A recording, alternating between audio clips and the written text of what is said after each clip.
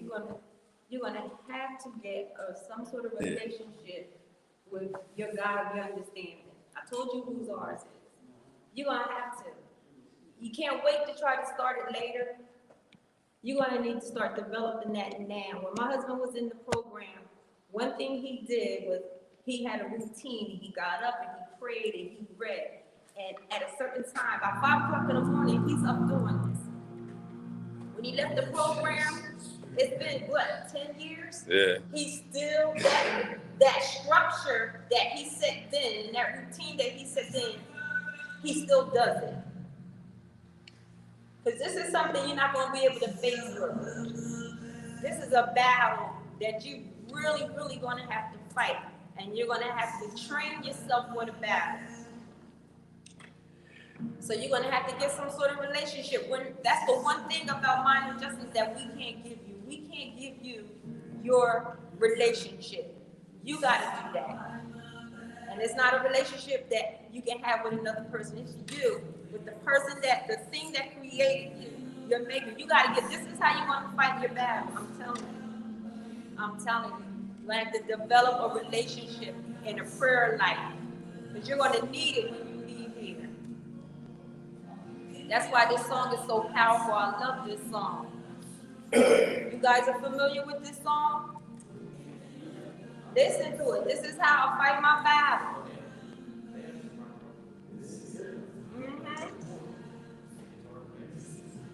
You turn it up a little bit. This is how I fight my battle. This is how I fight my battle. I'm going to ask you to stand with me. Stand. I know you might not feel like it. You might be a Saturday, you want to chill, but when you was out there running, you had bad energy. I'm surrounded by you. Give yourself a chance. Listen to it. I'm surrounded, but I'm surrounded by you. It may look like I'm surrounded, but I'm surrounded by you. It may look like I'm surrounded, but I'm surrounded by you. Come on, guys. This is how I fight my battles. This is how I fight my battles. This is how I fight my battles. There you go. This is how I fight my battles. This is how I fight my battles. This is how I fight my battles. This is how I fight my battles. You're going to have to fight them. You're going to have to fight. But I'm surrounded by you. I'm surrounded by you. You may look like I'm surrounded, but I'm surrounded by you. You may look like I'm surrounded, but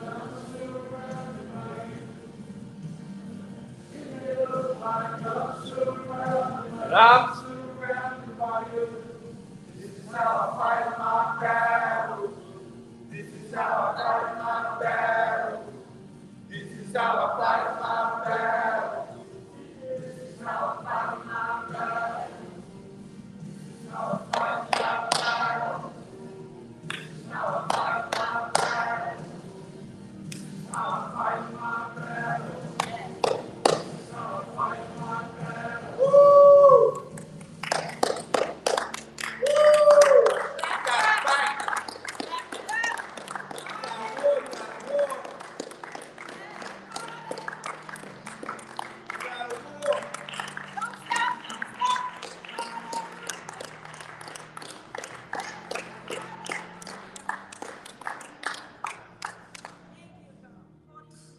This is how I fight.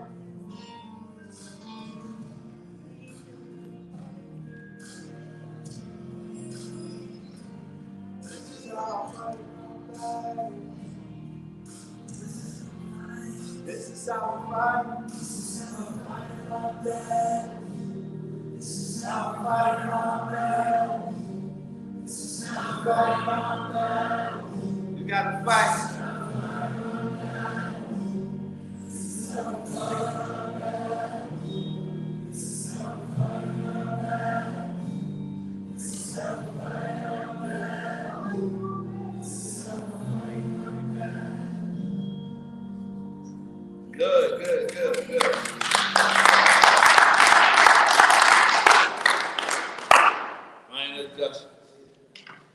Thank you, please. We on page 53, gentlemen. I really appreciate all y'all participation. And yeah, you gotta remember, this is a fight, man. We got it in us. We're gonna have to fight though. It's not gonna be easy. So we on page 53. We're gonna read, it says, if you are going to get something you never got, you will have to do something you never did. Mr. Williams said that the first time he used a chainsaw, he will cut everything in sight. He will cut the trees that were standing up, lying down in the dirt or wherever. But the chain will get dull quick. He will get it sharpened and start to cut some more. But the same thing will happen. The chain will get dull again. Then this older gentleman told him that the reason why his chain is getting dull is because he keeps letting it hit the dirt. So he learned that to make it work how it was designed to, he had to make some minor adjustments. And that's literally about when I grew up in Atlantic City, New Jersey, and we never really used chainsaws. If you ask me about a deck of cards, I probably could tell you a few things. But chainsaws, cutting down trees, Atlantic City, we didn't. I didn't. The first time I used it, I was like 30-some years old. But when I noticed that when I used the chainsaw, I was cutting the trees, and the tree would be laying down in the dirt, and I'm cutting it in the dirt with the dirt and everything. And the job that I had to go to the finance department to get money to get the chain sharpened. And I was going like every day. And they was like, you need money to get the chain sharpened again? What are you doing? And I'm like, cutting the trees, y'all told me. They said, take me to where you cutting and show us what you're doing. So I got trees on the ground. I'm cutting the dirt, sand. They was like, no, you don't put the chain in the dirt. I was like, wow. They was like, So I had to learn. I had to make some adjustments. I did not know. And that's the same thing in our lives what we have to do. Some of the things we are doing, we did not know, but we know now. We know now, we are aware of it. So I just had to make some adjustments. I stopped putting the chain in the dirt. Next thing I know, I cut down more trees than I was getting the chain sharpened every other week. I was taking every other day. They was like, you need to go get it sharpened again? I'm like, yeah. They said, what are you doing? And I was putting the chain in the dirt. And a simple adjustment allowed me to change that situation. The word minor means lesser as in size, extent, importance of being, or noting the lesser of the two. What's minor for you to change in your life, but it seems hard? That's a question. Who? Anybody else? Person, places, and things. Wow. It seems hard. It's minor, but it seems hard.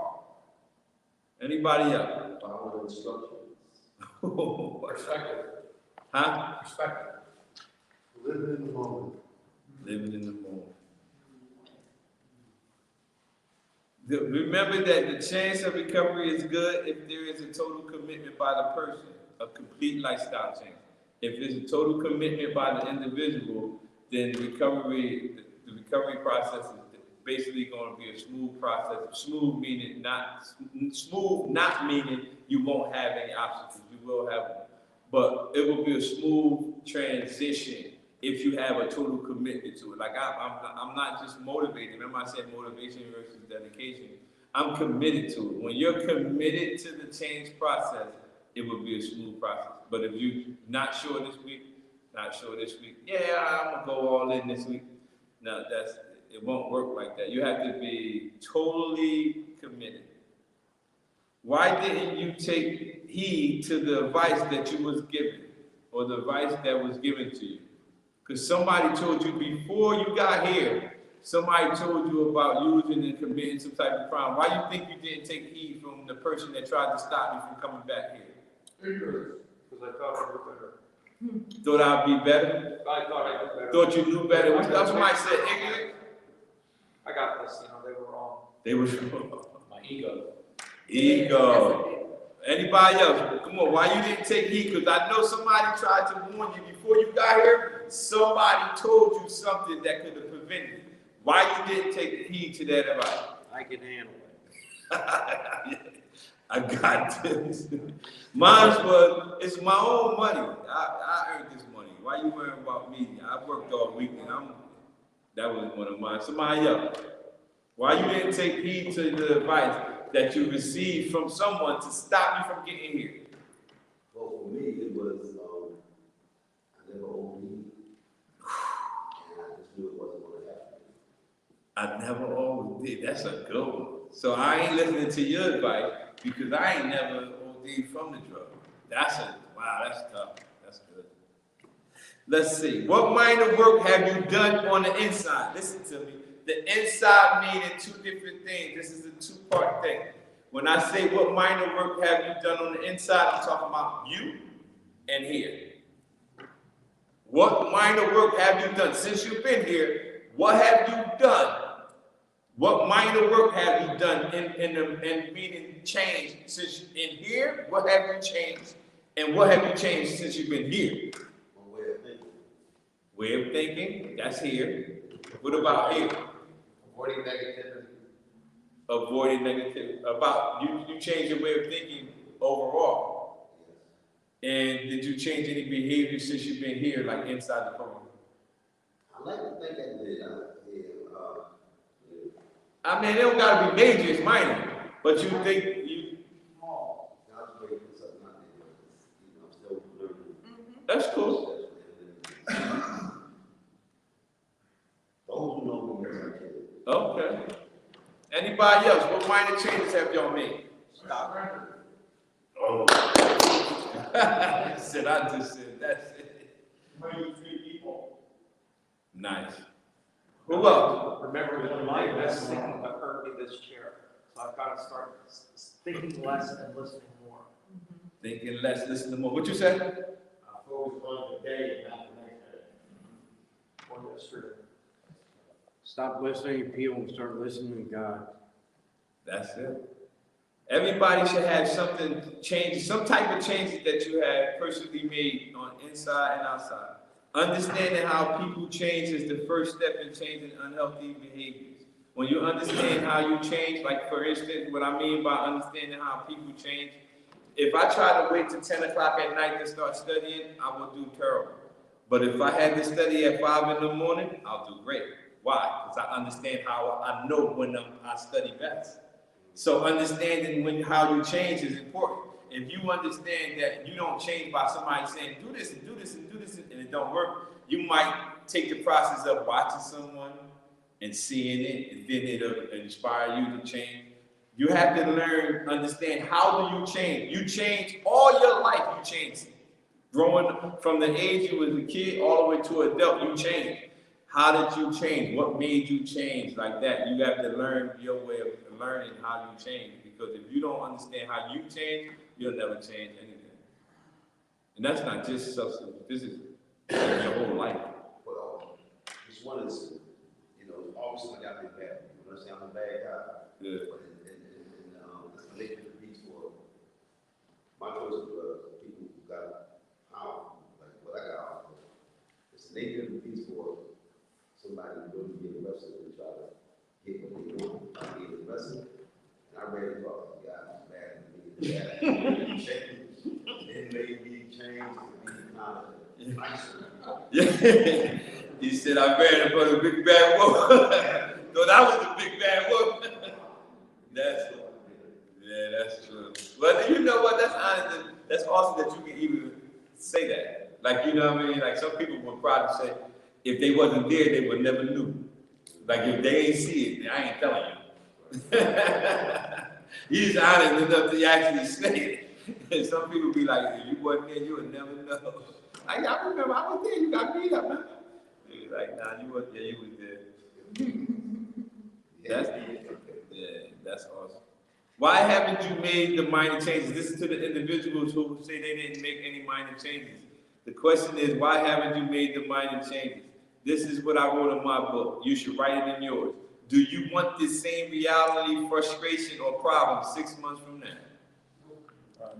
If you don't want this same reality, this same frustration 6 months from now, you better make some changes.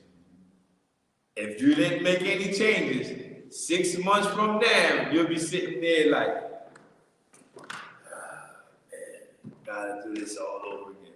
You didn't have to do it all over again. You choose to do it all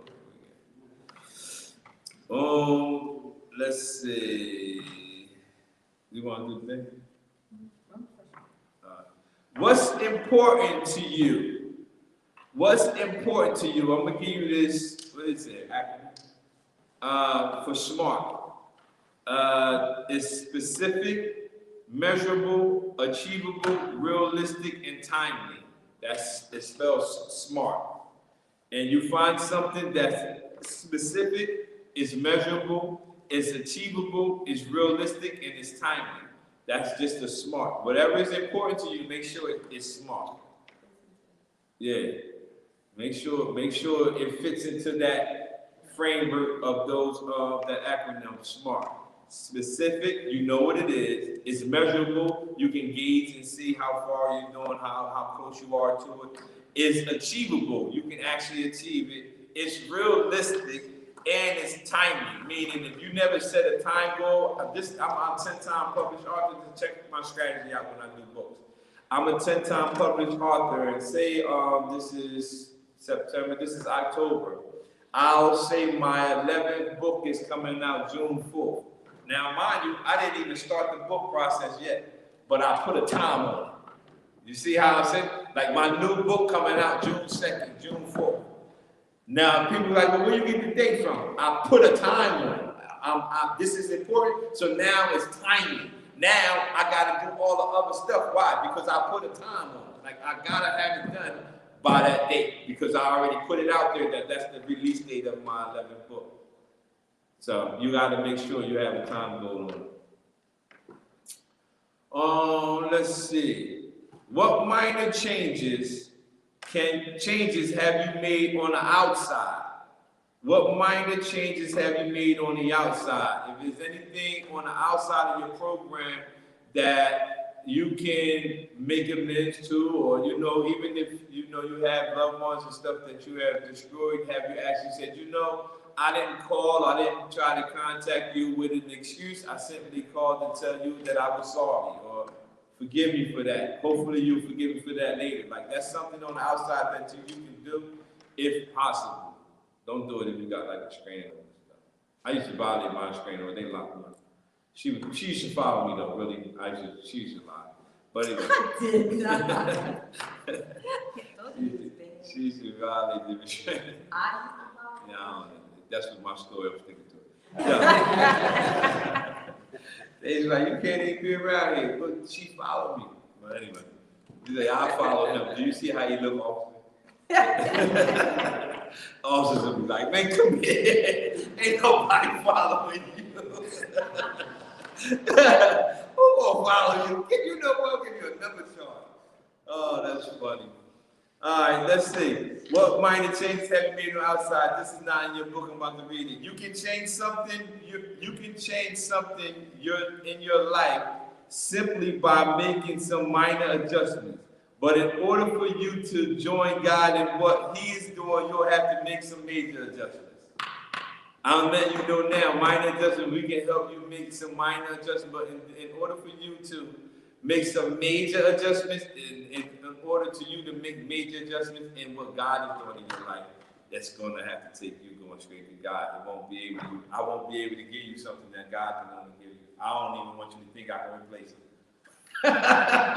So put that on record. And I'm not saying, I'm telling y'all, I'm directing y'all to somebody. I'm directing you. If you want to make some major changes, you can go to God.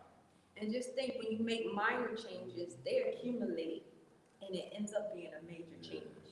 Because you done changed like 10 things. You start off with, I remember one time we were in the halfway house, and this guy came up and he said, you know what?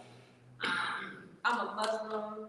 I don't know if I was really feeling this thing, but I said, I'm going to try it because you guys said it worked. So he said, I got up every day. He said, first thing he do when he got up, he grabbed his cigarette. Yeah. He said, as soon as I got up, I lit my cigarette. I had to go out and smoke first. He said, and I said, I'm just not going to do it. And he did this for a week. Wow. A couple weeks went by, and he noticed he wasn't waking up After a month, he didn't even smoke anymore. So he said, I just want to tell you, I tried it, it works. Just something he thought he would never Never give do. up. I ain't never giving up cigarettes. I'm a smoke. But he just tried. So if you're somebody to get up every morning, you kick the dog, don't do it. Just say, I'm just not, watch, it will work. Just minor changes.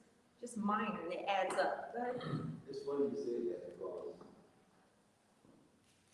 the sacrifice that cigarette that God did, we get something. We got them out 5:30 in the morning, but some of us be up in the morning, and I sacrifice my cigarettes just to go to the gym. I'm home at the end of the day, I'm in the gym. You know, I mean, like in the morning, I don't sign out of the gym, but then I sign out, go get breakfast. You sacrifice smoking and cigarette. Yes. That's what I'm saying. So you have to do something different to get something you never had before. The reason that his chain kept getting dull is because he kept putting it in the dirt. Now you know that I put it in the dirt last time and I got dull, and I got to go in here and ask for money to go get it sharpened again, and I'm going to get it sharpened and come back and put it in the dirt again. Something's wrong here. I got to do something different. And that's one of the things. If you're going to get something you never got, you will have to do something you never did. As long as you're doing what you're supposed to be doing, something positive, your chain will stay sharp. But once you start putting your chain in the dirt, something negative, it'll become dull, and you will have to repeat the same steps over and over and over again. You don't want to do that. 2 questions we had. Do you know the definition of character? Anybody? What do you know what character is? It's real simple. It's kind of how you're perceived by others. I mean, I can think of myself however I want to, but that's not the reality if I'm still walking around doing all things and bad habits. But see, it's not how somebody else sees you, because we can put on airs. Or mask. And we wear masks. We know how to act in front of certain people. So how they see us is not really our character. Your character is who you are when nobody's looking. That's integrity, right? See, okay. But look, think about a statue in every town. I learned this from Miles Monroe. Think about a statue in every town right now, and everywhere you're from, you know a statue, right? It might be a person on a horse, or it might be whatever, right? It's a statue. My personal best statue is my best friend in Atlantic City named Amanda. He's a boxer, and they have a statue of him. If y'all think about a statue in a town right now, you know exactly what that statue is doing. If you think about the statue doesn't change when it rains. Birds can poop on it. The statue does not change. It remains the same. The statue, that's what character is. You remain the same. But the thing Miles Monroe taught me about that statue, he says, what a lot of people don't understand about that statue is before the statue became to be what it became to be, somebody had to beat on it and chisel it into what it's supposed to be. And that's all the stuff that be happening to us. We've been chiseled on, we've been beat on, and all the stuff that chiseling us and beating on us is trying to get us to be the person we're supposed to be. And when you end up the person that you're supposed to be, all the chiseling and all the beating stops, because now you have character. Now you know, me personally, at this program I was in, they had a stop sign. The program when I told you they had stupid rules, they had a stop sign next to a wall, okay? Let me give you an example. It was a stop sign like right in front of me, but it was a wall here, and it was like a wall behind me, and you come this way, and you had to go left. So it's a stop sign. So I said, okay, hold on. It's a wall here. It's a wall here. No, meaning no cars can come. If they come, they're gonna come through a wall or a wall. But they had a stop sign here. And you come this way and you can only go that way. When I tell you I used to bust that thing like 50 miles an hour. Wow. Because I thought, why stop? Nothing can hit me here. and nothing can hit. I know it can't. It's a ball this big, concrete. But they have a stop sign here. And I would ride and bust this turn without even stopping. And then my mentor, Chapman's house is one of those windows. So he bring me to the group and he said, Mike. I said, yeah, what's up? They said, you run that stop sign every day. And I said, y'all see me? They said, yeah, we put that there on purpose. And I said, what? They said, that's your character. Would you stop if you knew we was looking? Or would you do what you do? And they taught me about character. They said, your character is, as long as nobody see you, you run the stop sign. Think about recovery. As long as you can sneak and get the drug, nobody see you, you can tell everybody, yo, I didn't use, I'm 17 years clean, but as long as nobody see you. But your character, my character is, when I see that stop sign, even though I know nothing can come through that wall, nothing can come here, the stop sign means stop. My character say I will stop. So that's your character is when nobody is looking. What would you, what would you do? If nobody's watching, that's how you develop your character. And it takes time. I couldn't believe it. I used to run that stop sign. Proud. I was proud of it. I was stopped for what? Nothing came. See how fast I could turn. I knew I couldn't get hit. I'm like, a car can't hit me. So, stop for what? But that was one of the things that was implemented in the program to help us develop character. I think that's pretty clever. It's pretty good. Because I always used to run it. Can you wait to develop your character? You guys think you can wait to develop it? I mean, we all have character now. We all are characters. Can you wait to develop? But it might be some things that need some minor adjustments. Can you wait on that? Before you leave here to go back out, do you think you can wait to work on those things? No. Develop them here. You know, as long as you don't persevere, if you give up, it's not going to develop your character as fast. What you said? I'm sorry. Oh, I said, no, you couldn't wait to develop your character, you can modify it as you go. That's a good one. Anybody else? You think you can wait? Huh? I'm being more than speak. I mean, I can feel the break. I'm like, I'm 61 years old. And a lot of stuff that I've been through, I can feel the breakthrough. I can feel God working on me. And I have no choice right now but to be patient. Wait for it to happen. It's like, you can stay childish, and this is from experience, you can stay childish and not develop your character that way by acting child. Yeah. And have age on you and still acting. You see somebody be like, you still go? You still never, because I thought I was wrong, that when people got older, it would go away. Like, but that's not true. If people don't develop the character, then I like to use the word character defect. Somebody had a character defect. When you see somebody mess up in an area or something, and you be like, well, what happened? I said, that was just a character flaw that they never developed. They just never developed or allowed it to develop or didn't go through the process of development. So this is the best While you're place. here, yes, this is the best place to start making those changes. Because I told you how my husband stayed clean on his own for a year. He just did it. His own willpower for a year. Why he did, to prove somebody wrong, but he did it. He could do it. But after a while, he could no longer hold that thing. What was in him, what was burning to come out, came out. And you have to work on that now. Because when you leave, you can't wait because it's waiting on you out there. Some things are set up for you to fill. It's the little minor foxes that spoil the vine, the Bible says. Page 56, it says, though for the day, we are minor in everything but our passions. We're minor in everything but our passion. Whatever we're passionate about doing, negative or positive, we are very major in it. We go to the extreme. You know how some problems be really small, but it seems like, really? That's not really a big deal. You got like two options. Why don't you just choose B? Like, A having worked all these years, just you try, at least try B. I always tell people at least try the lifestyle of sobriety or living a lifestyle different from the past lifestyle. At least try it.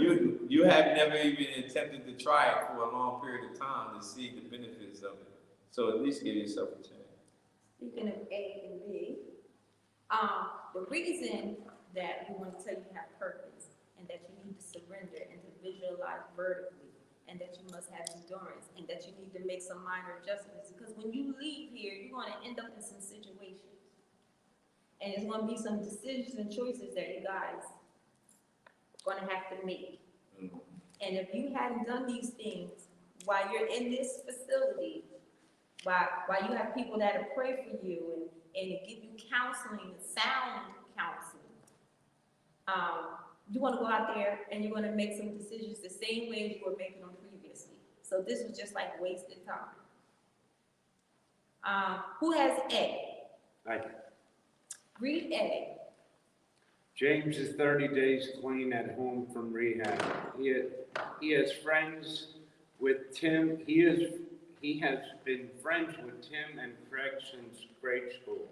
He is eager to go home and show everyone how good he looks and that he is clean. He wants to maintain his sobriety and attends NA meetings randomly, but he hangs out nightly with Tim and Craig. Tim and Craig both use. James states they do not do it around him. What do you think is going to happen to James?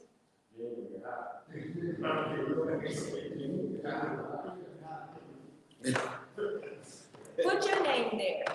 It sounds funny when it's on paper because it's not you at the time. But you got some. He said that was me. That's how I know. But you know that when you leave here, some of those friends and buddies that you hung out, they're waiting on you. It looks like James is gonna be okay because he's choosing not to hang out. He's finding new friends. No, not that one. Not what he didn't read that. You getting ahead. And this one, James is hanging out with his old buddies because he's been friends with them forever. They use. He's going to NA meetings randomly, but he's hanging more time with them. He said they don't use in front of him, maybe, or they go in another room. But you know. Sooner or later. Right. So what's some adjustments he needs to do? Let's just go there. Change Good. who he hang What with. else? Anything else? Get a sponsor. Anybody? Develop a close and personal relationship with God. That's what it first. I don't know if he has one. I didn't write that in there. I don't know. But one thing I do is he needs to change the way he thinks.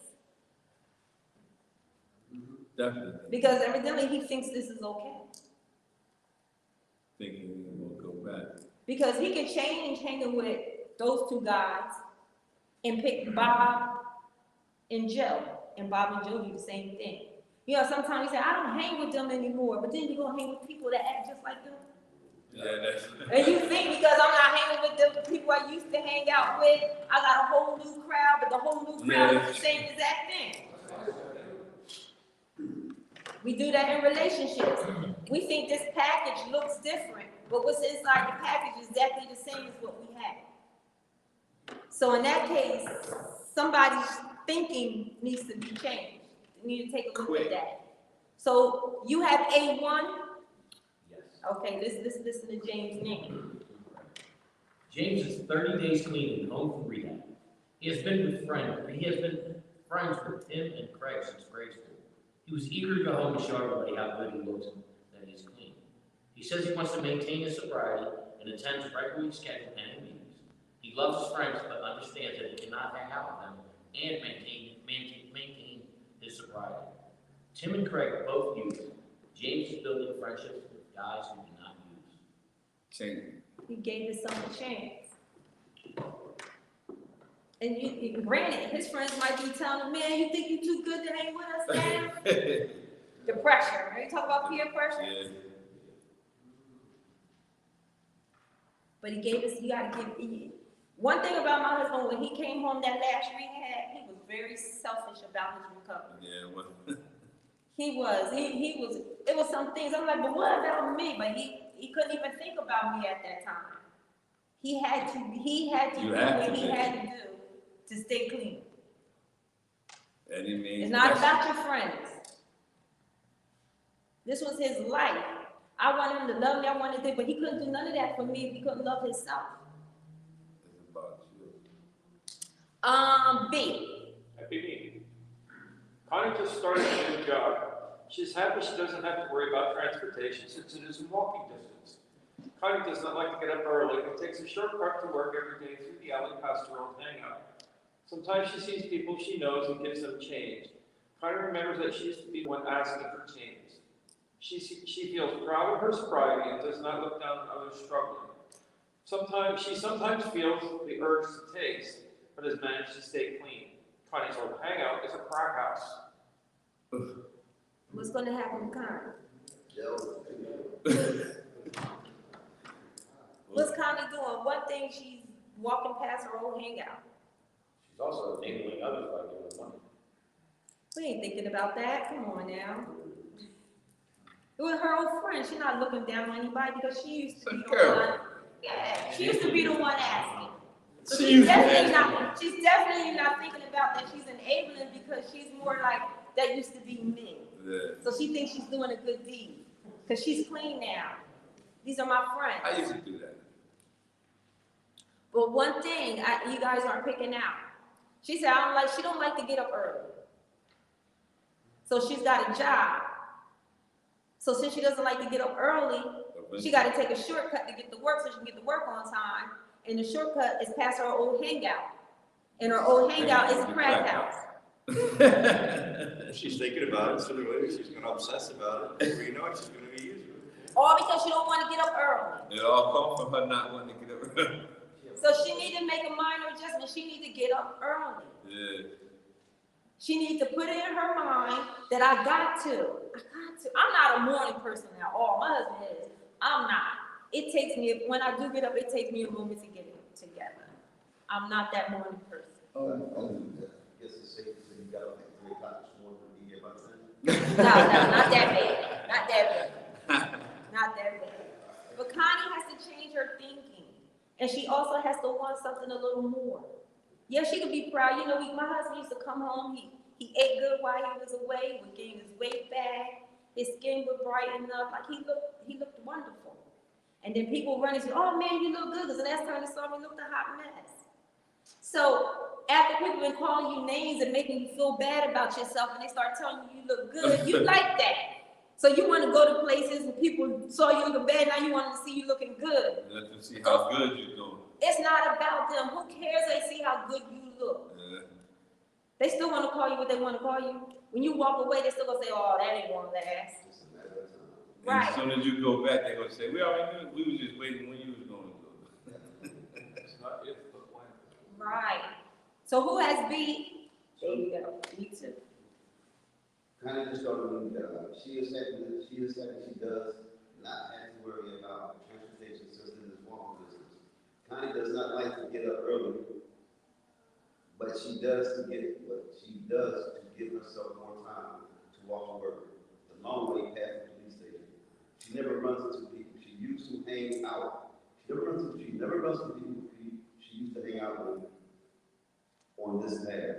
She feels proud of her sobriety and wants to do whatever it takes to go anywhere but backwards.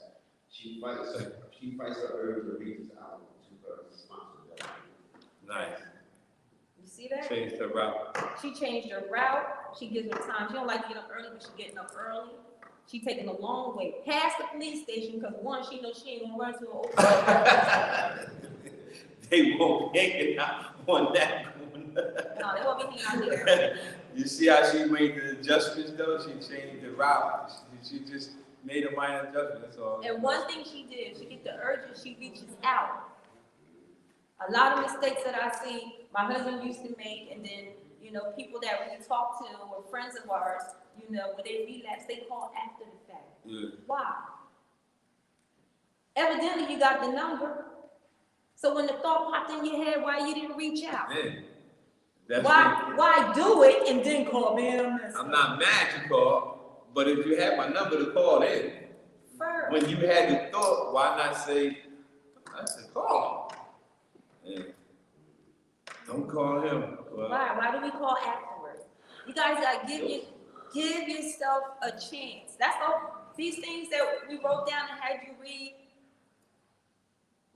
there's nobody I knew personally. It was just examples. But I mean, things like this is gonna happen when you go out there. Like my husband said, he came home and he's walking home and a bit, who finds a bag? whole bag of crap. Who really? Really? Not hidden, not over in the corner, tucked somewhere, just on your pad. And nobody around was looking for it. You know, somebody had to say looking for it. Yeah.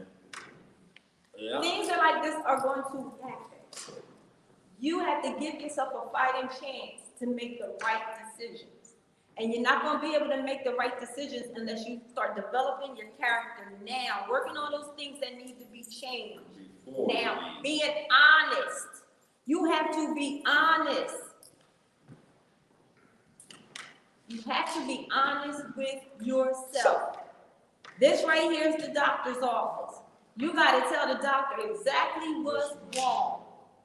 You can't come in here and take the same medicine the person next to you is taking, because that medicine may not work for your condition.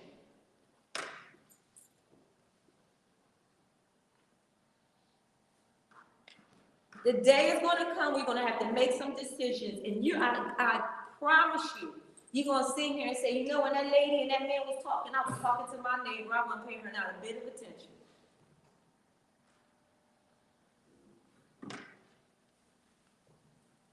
I should have been listening. I should have absorbed some of that. I should have made some changes. I should have took heed.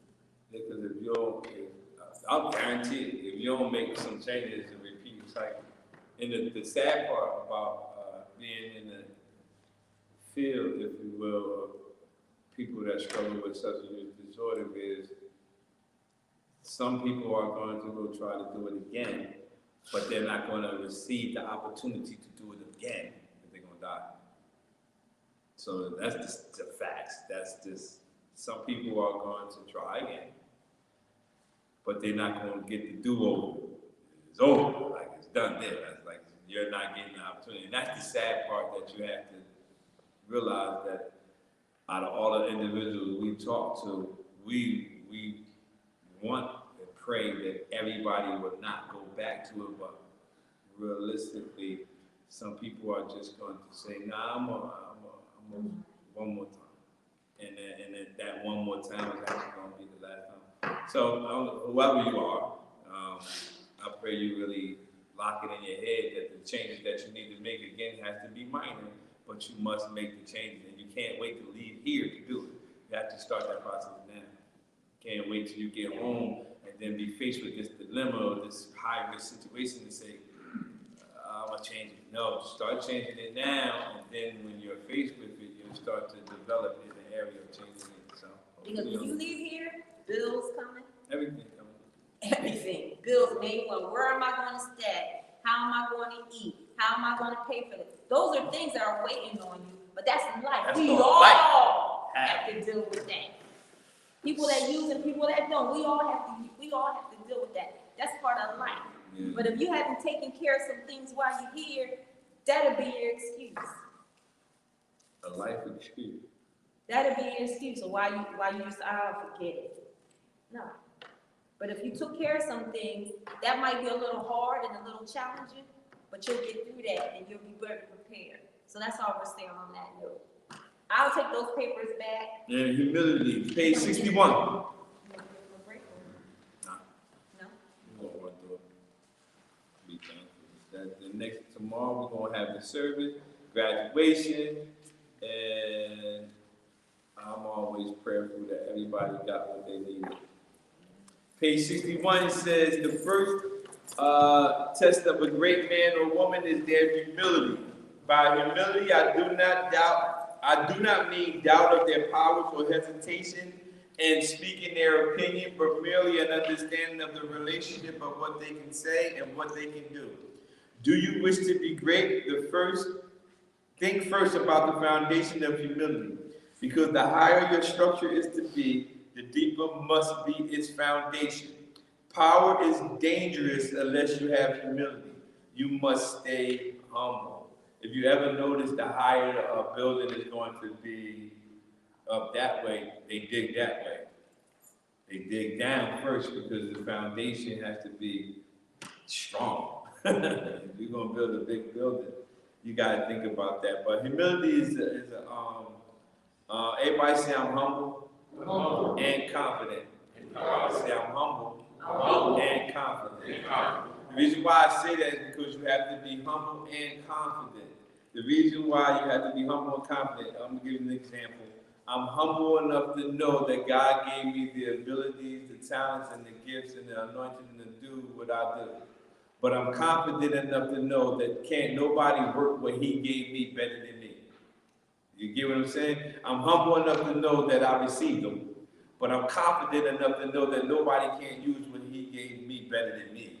How can you use? Nobody can use what He gave you better than you. Now, if you let them lie dormant and never use them, then it's nobody to blame. You have to be humble and confident. Humble enough to know that you received them. Confident enough to know that nobody outside of your body can use what you have received. You've been graced to do something. You just have to figure out what you've been graced to do and then use those gifts to your best ability. You do not need every opportunity, but you must maximize every opportunity that is presented to you. When I get opportunities to do something, I don't go chasing for every opportunity. I just need, when I get the opportunity that I have, I maximize it. I give it my all. Just give it your all. The word humility means the state or quality of being humble, freedom of pride and arrogance, lowliness of mind, a modest estimate of one's worth. Who do you know that's humble? You're wrong. Said the man wearing a sweater. Sitting there with a sweater on. That's funny. Oh man, yeah. Remember, don't let your humbleness take away from your confidence, and don't worry about those who mistake your confidence for arrogance. Your confidence sometimes will get mistaken for arrogance. When you're gifted and you're talented in a particular area, and you can just go do it. You ever see somebody that can fix something, and you looking at it, and it's puzzling you, and they looking at you like, well, it should be puzzling to you because the tool you got in your hand is not the one you need for that. Because some people are more gifted at other things. But you would think that person is like being arrogant. No, he's just confident in that particular field. But don't get mad when people mistake your confidence for arrogance. That's actually their problem. And what I mean by a person who mistakes your confidence for arrogance has a problem with confidence or self-esteem. As soon as they see somebody confident, they say they're arrogant. Why? Because they have an issue with self-esteem. So when they see you confident, they like, he arrogant. That's not true. There's a fine line between supreme confidence and that's when you get to know what your purpose is. When you get to know, hey, I'm doing this thing, it feels good, it feels natural to me. If it's like, how do I know this? It's no way. You know that you are operating in your vein and your purpose. So with that, can nobody do this thing like me. You know it. You know it. But you may need to work up to that, right? Because you may still be trying to figure out what your purpose is, and you're still trying to understand you. So in that aspect, humility may look a little different, right? Because you said, well, how can I be humble and confident? Well, I don't feel confident about anything. So then you put on the air. You know how some people walk around, nothing's wrong, yeah, I got it, because they don't want to tell somebody they need help. Well, humility, that's what addiction wants you to do, for one thing. That's its greatest power, is hide and seek. And I have wrote it down, it says, addiction is an illness that doesn't want you to expose it. That's why you always try to hide it. It's a secret. If addiction wasn't so bad, you let everybody just know. They wouldn't just find it out by your actions. You would just announce it to the hills. But we all try to hide it first. Addiction's main power comes from denial and isolation. But humility will allow you to seek help by allowing you to, one, admit this thing is bigger than me. Way bigger. It will allow you to admit, I got a problem, and it will allow you to ask for help. That's the humility that maybe you may be there at that level of humility, where, okay, humility does not make you weak. Humility does not mean that you're shameful, or doesn't mean you're guilty. We're not telling you you're nobody by being humble. We're telling you you're actually strong, because it takes a very strong person to say, listen, I'm messing up, I need some help. Everybody loves the pat on the back. Everybody loves adoration and admiration. We all love that. So it takes a strong man to say, I'm messing up. I gotta get some help. I need help. And the only way to do that is to be humble. Because if not, your pride will let you keep trying to hide what everybody else already. The only person thinking hiding it is you. Because we all know. Yeah, it's funny because every time it's inside institutions, or not institutions, inside facilities, you know how we have confidentiality. I remember I was talking to someone at my job, and he was like, "Yo, I don't want nobody to know I go to the program." I'm like, "But everybody knew you was using it."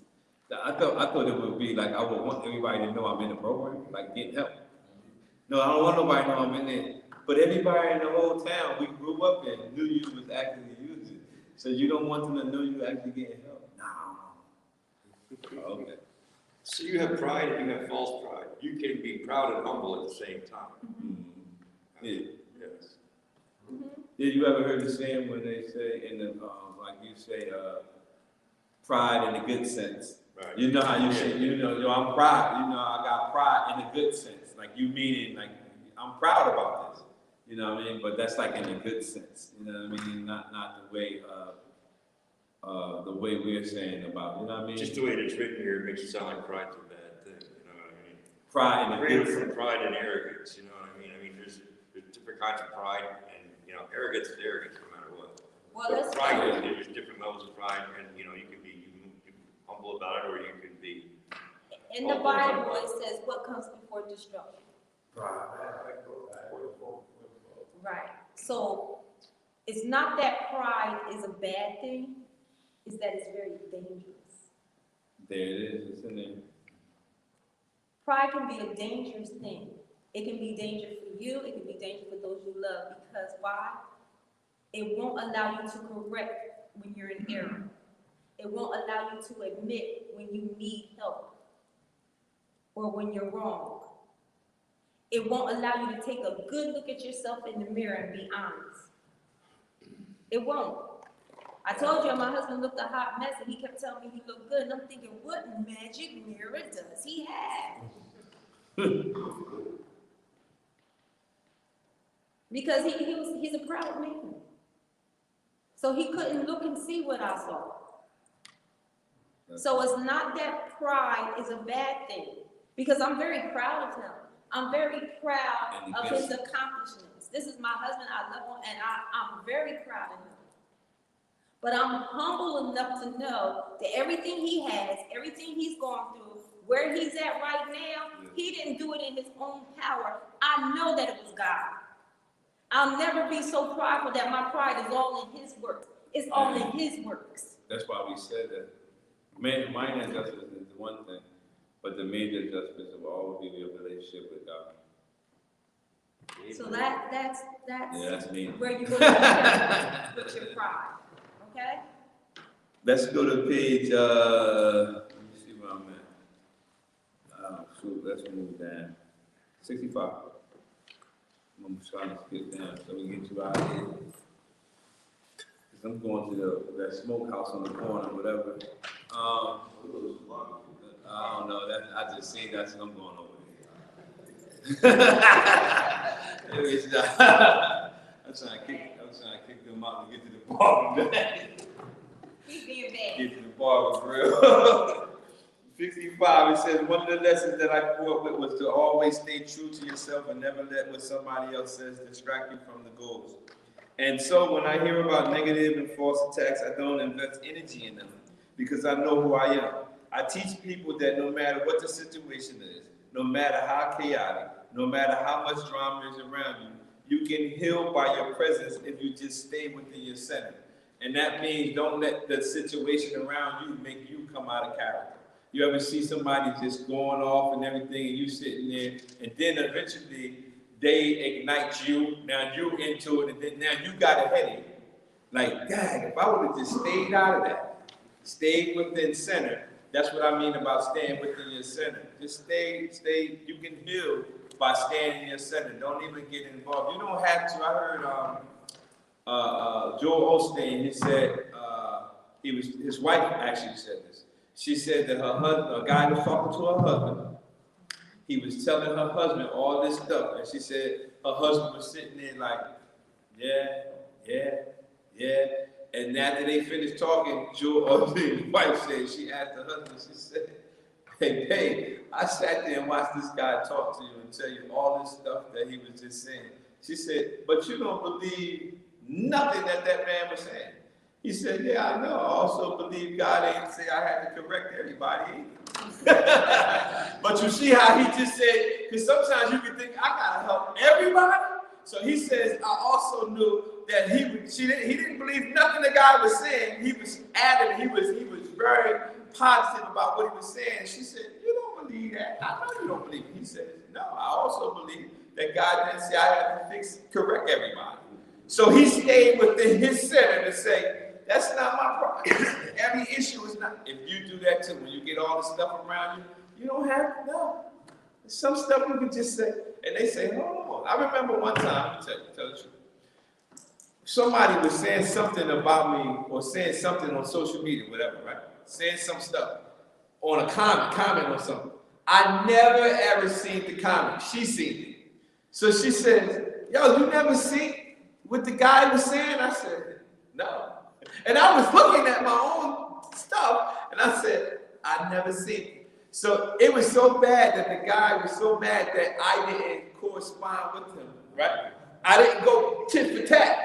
I never seen it. She seen it. You know, she was going to respond. But I was like, no. So he was so mad that I didn't get in a debate with him that he inboxed me and said, you didn't see the comment I said under your post? And I'm like, he was mad because I didn't respond. And so I said, this is a great opportunity to make him even worse, right? Because I texted back, I said, no, I usually let my girl handle the petty stuff.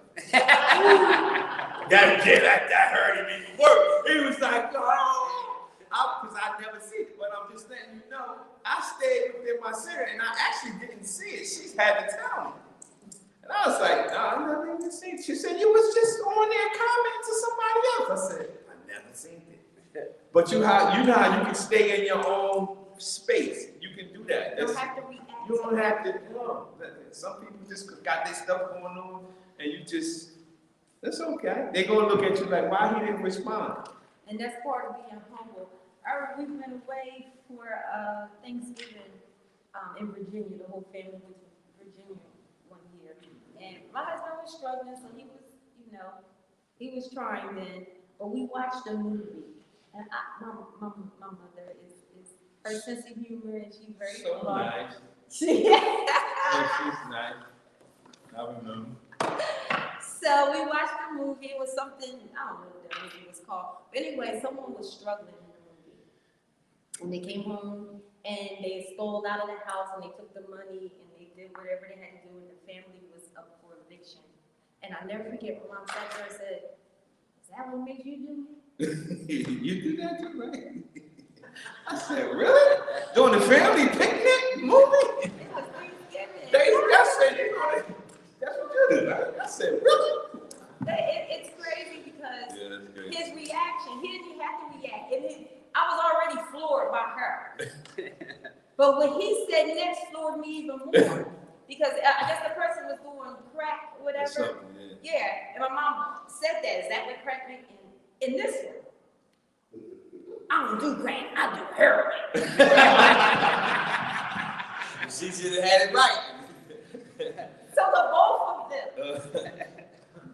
But it's funny now because when people take jabs or make sarcastic comments or say something, it goes right by him. Because he don't even have the man that he is and how he has developed and grown and where he is at this stage in life, he doesn't even react to it.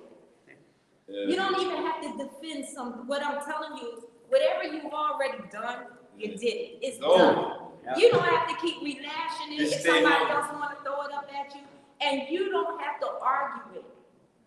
But because of that pride, because you have not humbled and said, you have to be humble enough to say, yeah, you have to accept I did do it, and stop trying to defend why you did it, and just say I did do it. Once, if you don't do that, when they flash at you, when they say take little jabs, you immediately raise up and try to defend it. And now you don't caught into something that makes emotional warfare with you. You don't have to just stay in your center.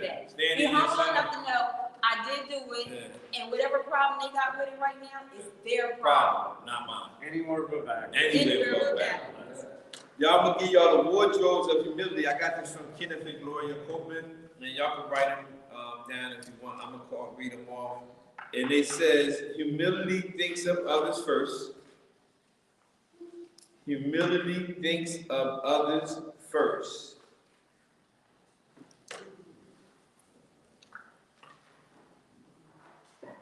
Humility is content behind the scenes. That's me. I like that. Humility is content behind the scenes. Next one is, humility doesn't push its way to the front. Humility doesn't push its way to the front. Humility willingly submits. Humility willingly submits. Humility graciously receives, watch this big word, corrections. Humility graciously receives corrections. Humility doesn't ruin an apology with an excuse. Oh, this joker good at that. I couldn't stand when he was doing that. Good with that. He wasn't, oh, he wasn't I mad. did it because, yeah, whatever. I'm sorry I did it, but if you hadn't did She this, said, no, you only said that because you got caught. Well, I mean, don't ruin an apology. with an But excuse. if you're not humble, now we're giving you some attributes of being humble. So you got to see which one of these you fit in.